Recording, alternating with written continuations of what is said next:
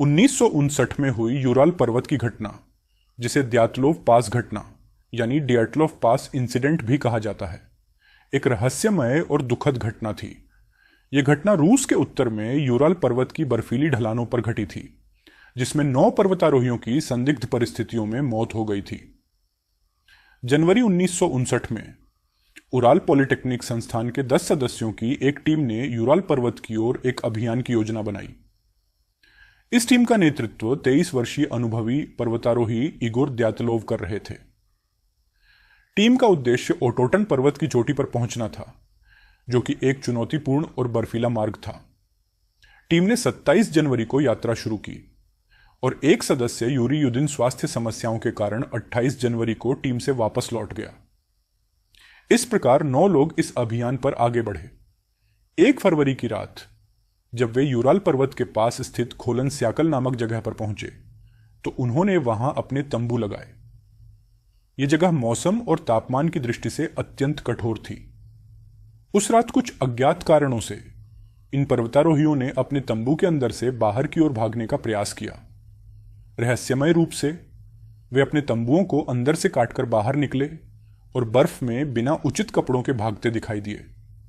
जब यह दल निर्धारित समय पर वापस नहीं लौटा, तो उनके दोस्तों और परिवारजनों ने खोज अभियान शुरू कराया। 20 फरवरी को बचाव दल ने इस अभियान को ट्रेस करना शुरू किया और 26 फरवरी को बर्फ से ढके तंबू मिले। तंबू अंदर से कटे हुए थे और इसमें पर्वतारोहियों के सभी सामान, भोजन और जूते पड़े थे। कुछ दूरी पर क्रमशः 5 पर्वतारोहियों की लाशें मिली, जो बर्फ में जमी हुई थीं।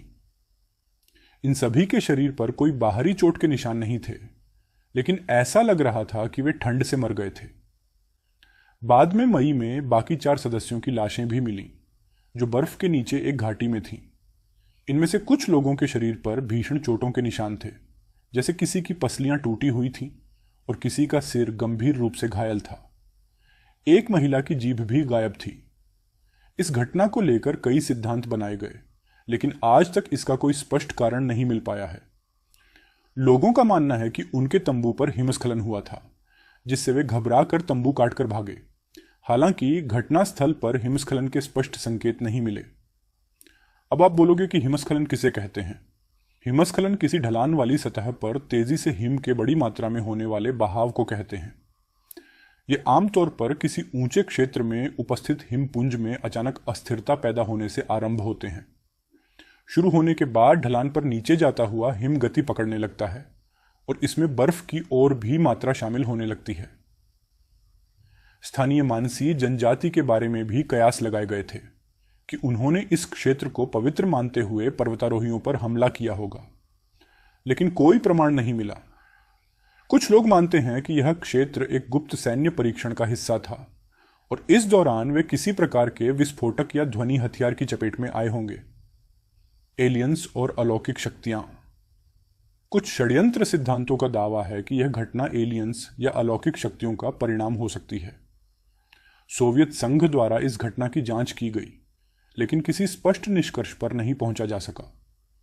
जांचकर्ताओं ने इसे अनजान प्राकृतिक शक्ति का कारण बताया। यह मामला लंबे समय तक बंद रहा, लेकिन 2019 में इसे फिर से खोला गया। नवीनतम जांच में इसे हिमस्खलन का परिणाम बताया गया, लेकिन यह निष्कर्ष भी पूरी तरह से सभी सवालों का जवाब नहीं दे सका। और ये ऐसी रहस्यमयी और भयानक घटना है जिसने लोगों के मन में कई अनसुलझे सवाल छोड़े हैं। ये आज भी लोगों को हैरान और चौंकाने वाली घटना के रूप में याद की जाती है।